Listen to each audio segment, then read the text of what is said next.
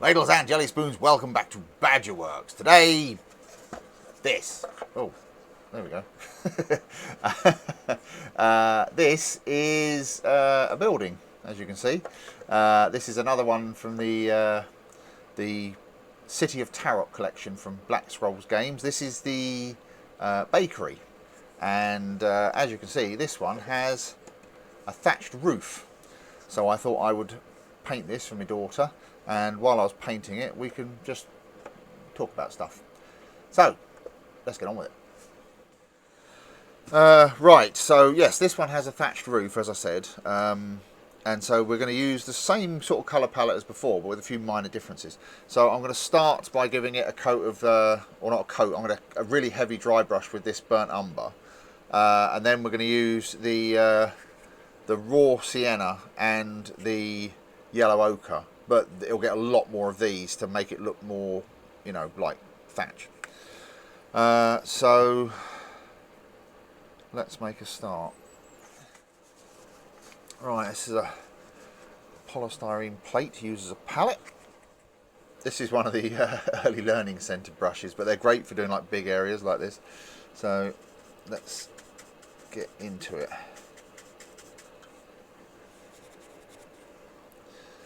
So yeah, it's been a bit of a year, hasn't it? Oh, actually, I should mention. You'll notice I've given this a lick over with white primer. That's to make everything brighter on the top, so it's not quite so black to start with. There was a few bits I wanted to kind of talk about while I'm doing this, about, you know, the channel specifically. Obviously, I've had a bit of a break.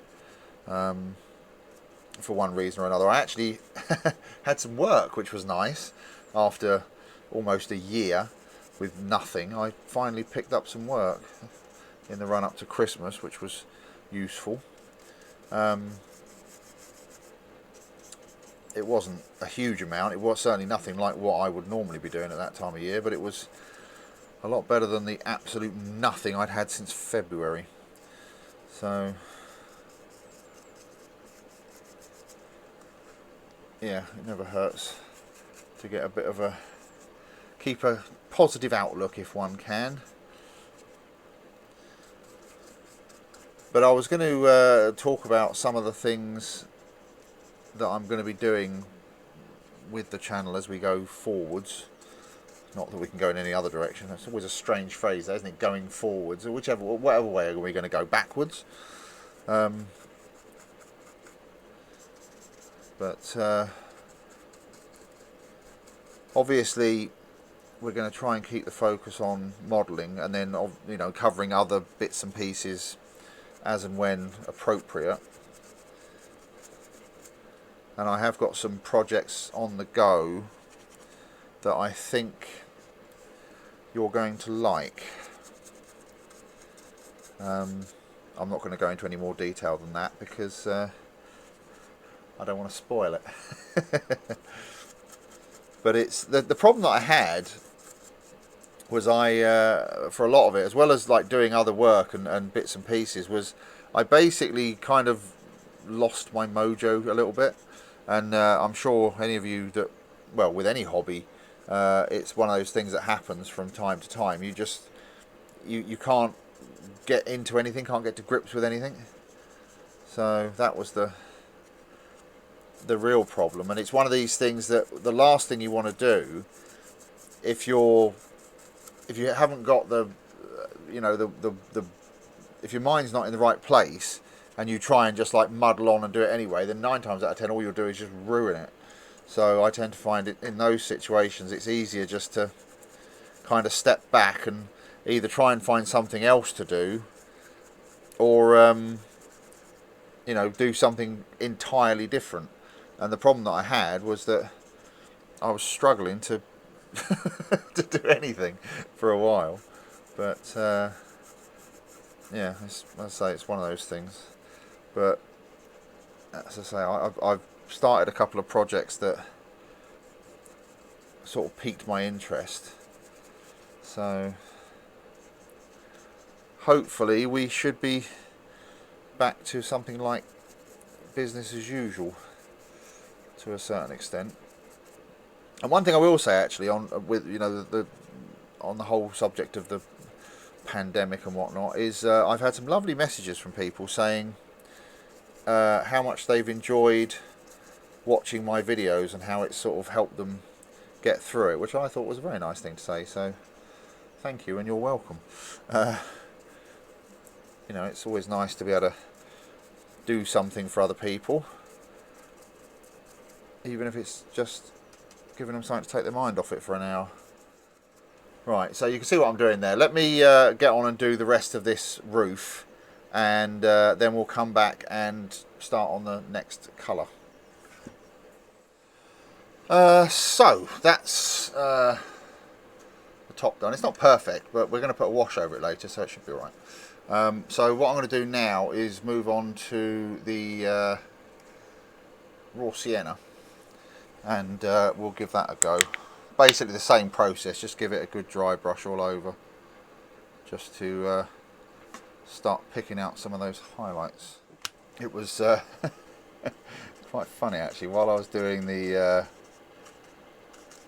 last bit, I had a phone call from my phone provider, my mobile phone provider, and they were trying to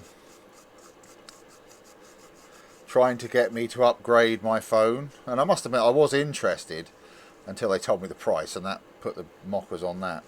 They asked me like, what do I use the phone for the most, and I was thinking about it. I thought the thing I use the phone for most is actually shooting these videos. So it's but that was the thing, because I use a Galaxy S9, and the phone they offered me was the Galaxy, the S21, the new one, which is a lovely bit of kit, and I would like one, but not for the money they wanted. But the other thing that kind of put me off a little bit is because the S21 is bigger than the phone I've currently got, and as I use the phone mainly for shooting like the point of view shots, I'm kind of working around it when I'm doing things, and I thought the last thing I need is an even bigger phone sitting in front of me. So yeah, we'll give that a miss for now. Maybe one day, but not today. But anyway, so yeah, I'll just keep carrying on with this. One of the things that's interesting with this, and I'm pretty sure I've mentioned it before, but what tends to happen with this is, you can see it's going on, it looks quite bright, but what will happen is as it dries, it will actually darken down. So it's, although it might look a bit sort of garish now, as it dries it will actually tone down quite a lot. So we might actually end up going over it several times to make sure that we get the effect that we want, especially with the lighter one, because that's gonna, you know, really need a lot of that. But you'll see as I go on with it. So,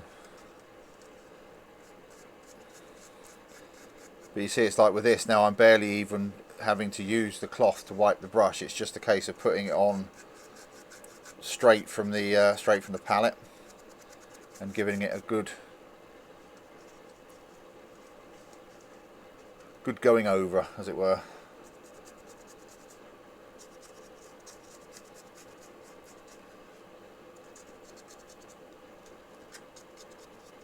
And of course, because this is the same process for painting the wood, it means that I can do a lot of this building all in one go. So there you can see the difference between the two sides. So again, I'll carry on doing all this and then we'll come back and see what it's like when I'm done. Right, so that's the raw sienna done, and what I'm going to do now is move on to our yellow ochre and basically do the same again. So as I said, because I want this to look like it's, thatched roofs are not this bright normally. I mean, they are when they're first put on, but they weather very quickly. but I want this, it's like with any kind of fantasy kind of thing, you kind of want to go over the top with it a little bit and make it look, you know, almost like hyper realistic. So this will get quite a lot of this, but what I'm going to try and do is like where the wood is on the windows now, I'm going to use a lot less, but certainly on the actual thatched bit I'm going to put a lot on. And as I said before, the thing is with this is that looks quite sort of garish at the moment, but it will actually tone down as it dries. Actually, while I'm just doing this, I was going to talk again briefly, which I seem to do every time I do one of these, about the comments section. And I do, you know, I've said this before, I do love reading you guys' comments. It's always nice to know what people think. But again, this is, I think, something I've probably harped on about in previous videos. It's kind of comical when people leave like nasty comments, and it's there was one, I can't remember what it actually said now, but there was one I had the other day, and it was, you know, it was just some like random string of, you know, insults, and it's like, oh, that's a load of rubbish, and why do you even bother, and blah, blah, blah. And I didn't bother responding to it, because why should I? But I just find it comical when people leave comments like that, because it's like, why do you bother? What do you think you're going to achieve by that? You can just imagine someone sort of sitting at home going rah on the keyboard and just making themselves look like a complete idiot. But yeah, I just I do find it quite comical. But yeah, I mean, as I've said before, I do appreciate you guys' comments, and I do try and answer as many of them as I can. Sometimes, unfortunately, it's a case of I simply can't answer them. I don't know what it is exactly, but sometimes I'll get a notification of a comment, and I go to answer it, and it's not there. You can see it quite clearly in the list of notifications, but it doesn't actually seem to exist on the video itself, so I don't quite understand what that's all about, but it does happen. So if you've left a comment and I haven't responded to it, it's probably simply because I can't. So don't think I'm ignoring you. That's not looking too bad at all, actually. I'm quite pleased with that. I'm going to give it I might even go over this again with this, because I want it to be like very, you know, almost like yellow. But I think what I'll do is I'll do this side, I'll do the other side now, and then once this side's dry and I can see exactly what it looks like, I'll go over it again. But I'm going to use some lighter shades on it as well. So, but yeah, this is coming along quite nicely. Actually, one thing I'll say as well while I'm doing this, there are quite a lot of people ask questions in the comments, like how do I do this, how do I do that, or, you know, where can I get this from, or anything like that. One thing I will say in response to that is I did create the Facebook group specifically for, or, you know, one of the reasons for it was that, so that if you have, you know, specific questions about something that are more than perhaps just a one-liner, it might well be worth going and having a look at that, and seeing if you can find, you know, answers and that there, because there are some people on there that are very knowledgeable, and so even if I'm not around, they can probably help you out. So the link to it is in the description. So just a thought. So I'll try and get this under the camera. It's a bit tricky. So as I say, I'm putting a lot on the thatched part, and then just a little bit on the wood, just to kind of pick up the highlights. Whereas the thatch is getting quite a lot.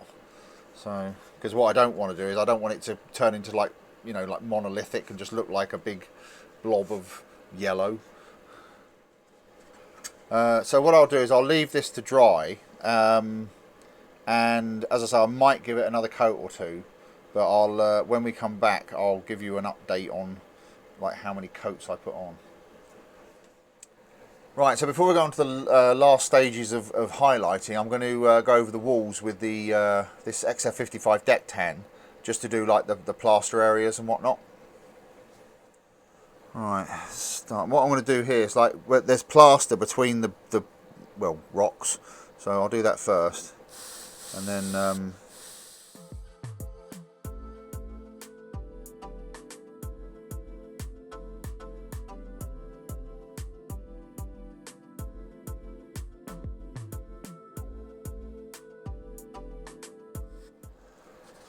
there you go, like that, and I'll do all the rest of these bits. Yeah, I've got this mixture, I think, of maybe a touch too thick. You can see it's spitting slightly. I'll say for what we're doing here, it doesn't matter. This is why jobs like this are actually useful, because they're good for, you know, practicing and stuff like that. So if you're having trouble with airbrushing or something, you can do something like this, and it helps you refine your technique, as it were.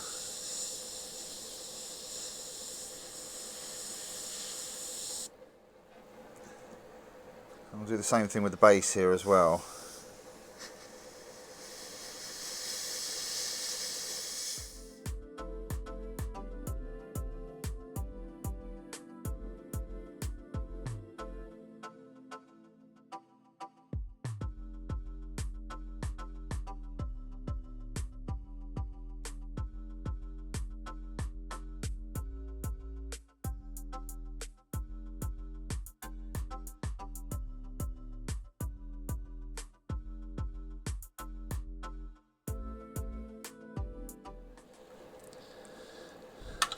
Oh, crap. I just snapped that off. No great surprise. That kind of thing happens a lot, unfortunately, with 3D prints. It's actually fine though. I'll just super glue it back on in a minute. It'll be alright. In fact, if anything, it might actually make it a bit easier for me to paint the rest of it. Right, so I've finished with the airbrushing for now. So you can see I've done like the plaster bits inside and out. And what I'm going to do now is turn my attention to the stonework. Both the flagstones outside and inside, and also there's stonework along the bottom of the walls, and also the various rocks and boulders and things in the chimney. So to do that, I'm going to use these two. Now the interesting thing is, and I've mentioned this before, these are both neutral grey. One is from Liquitex and one is from PBO, but you can see the difference in the shades. So I'll start off with this one, the darker one, and then we'll go over it with the lighter one. See, now you can dry brush this, but I find it actually works just as well to paint the individual stones. So that's the way I'm going to do it. I find that quite often with these 3D printed pieces, if you dry brush it, you can still get a good effect. But what can happen, and what often happens, is you have to work at it a lot harder to get decent coverage. So sometimes it's just easier just to do it like this.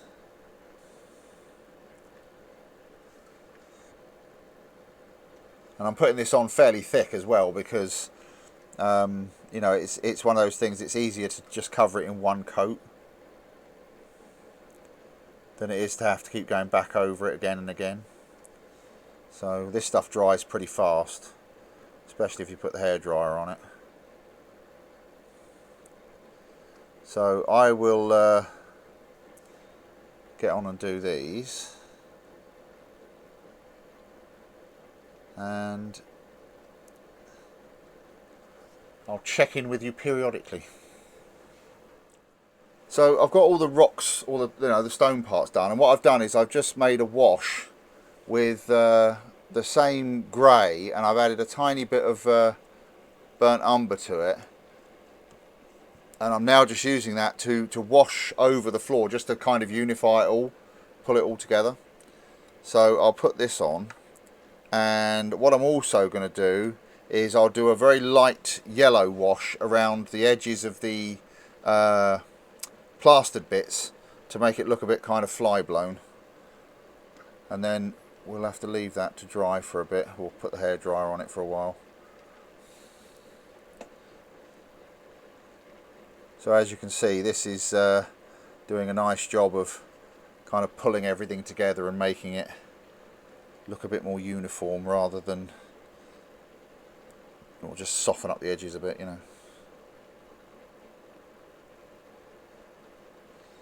I've just got it sat on this plastic plate so that if it runs off the edges it won't go everywhere. And what this will do is it'll obviously, because it's a wash, it will kind of self-level itself. But that looks a lot better. So as I say, I'll get some of the yellow ochre and thin that down, and I'll go round the plaster as well, because that will help make that a lot more kind of old and worn out. Right, so this is the yellow ochre, and like I say, all I've done is I've just thinned it down and made a wash, and it's just a question of going around the edges of the plastered bits like this, and it may not look like much, but it will actually make quite a big difference to the overall appearance of the plaster sections. It makes them look much older and more worn. So just like that.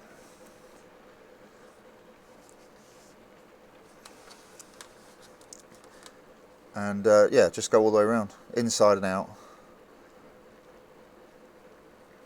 And again, you don't have to be too precious with it, because it's meant to be, you know, like water staining, you know, like it's old and yellowed, so you can put on as much or as little as you want, really. And it doesn't matter if it's not perfect, because it's not meant to be.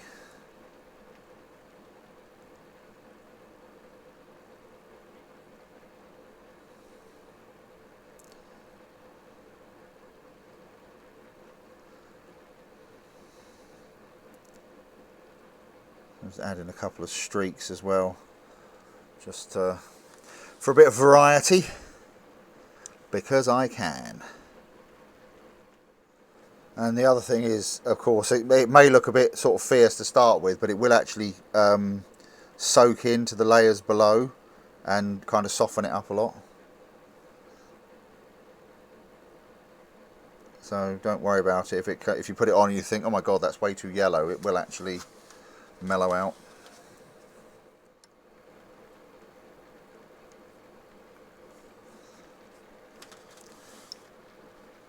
Right, like that, you see. And I'll do the inside as well. Right, now while the base is drying, I'm returning my attention to the top. And what I'm going to do is give the thatch another little dry brush, just a very light one, with this. This is Dale Rowney Buff Titanium, which is also sometimes called ivory. So, and again, this will just be to pick out some highlights. So I'm not going to go mad with it, certainly not to begin with. And we'll go for the big brush again. And this is going to be one of these situations where I'm going to start off quite light and then build it up if I need to. One of the things you might notice as well is I've actually just went back over the boards just with the raw umber, just again really just to differentiate them from the thatch. So let's give this a bit of a going over and see what happens. You see immediately how that lightens it up, which is exactly what I want. So what I want to try and be careful of here is I want to put a little bit on this timber, but not too much, because I want to try and maintain that, you know, that degree of separation between the two. I mean, they're going to get some on because that's just the way it is, but I don't want to get too much on there if I can avoid it.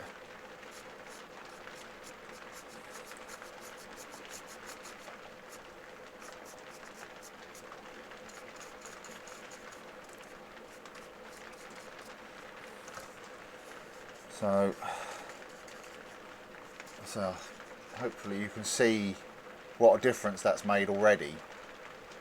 So it just really makes it pop. So I'll go over and do the rest of this and I'll show you what it looks like when it's done. Right, there's the roof. I think that looks quite good actually. I'm quite pleased with how that's come out. That's pretty much all we need to do with the roof now. I've just given the stonework a little bit of a dry brush. I was going to use a lighter grey, but I've used the ivory and just flicked over it lightly. And again with the woodwork in the various other spots, the window and all that. So that's the roof pretty much done now. So what I am going to do is, once the base is dried, then we'll do a few final touches on that, and I think we'll be pretty much done. Right, we are getting there. This is the door, and what I'm going to do is, and this is pretty much the last step really, almost, is I just want to do some detailing on the door. So I'm just going to add some chainmail to the rivets on the door,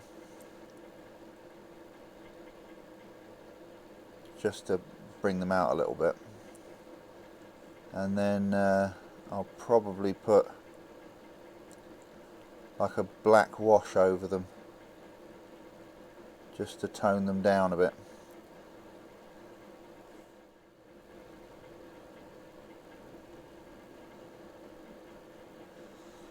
Alright, let's do the other side as well, just because we can.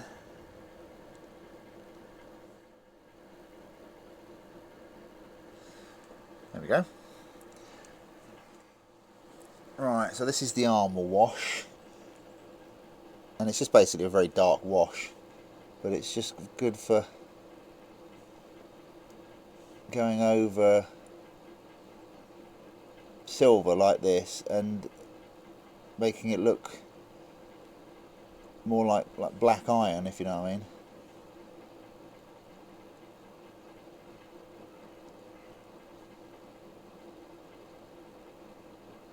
Just tones it down a little bit.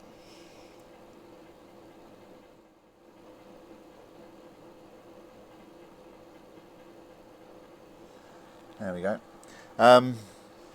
So I think what I'm going to do now is let this dry. Then I'm going to give the whole thing a good spritz of matte lacquer, and then I think we can wrap this up.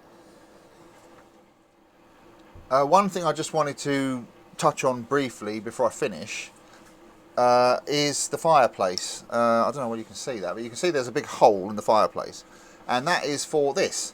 This is a separate piece that you print, obviously out of a clear filament, or print out clear resin or whatever, and it has the fire in it, and it has a space for one of these lights.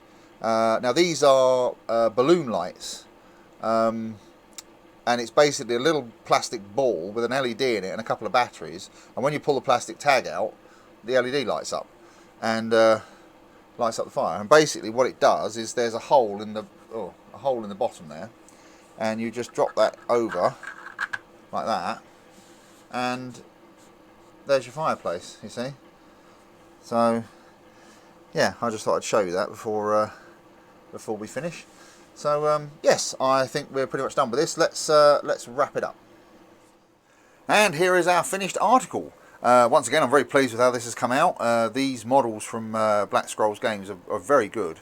They're quite easy to print, and you know they're very easy to put together. My daughter likes playing with them, so she'll be pleased with this one. So I've actually got a few more of these ready to go. go. Just got to find the time to paint them. I've got the hut of the healer, the jail, and the windmill, and that's going to be a fun one because the windmill is huge. But I might try something with the windmill, so watch this space. So anyway, I hope you guys have enjoyed this video. I think we need a code word, don't we? What can we have for the end of this one, for you maniacs that have watched right to the end? Happy trails. There we go. We'll have that one. Happy trails. So if you watch right to the end, put happy trails in the comments. Anyway, thank you very much for watching. Thank you for your ongoing support. And I'll see you on the next video. Thanks very much for watching. Cheers. Bye.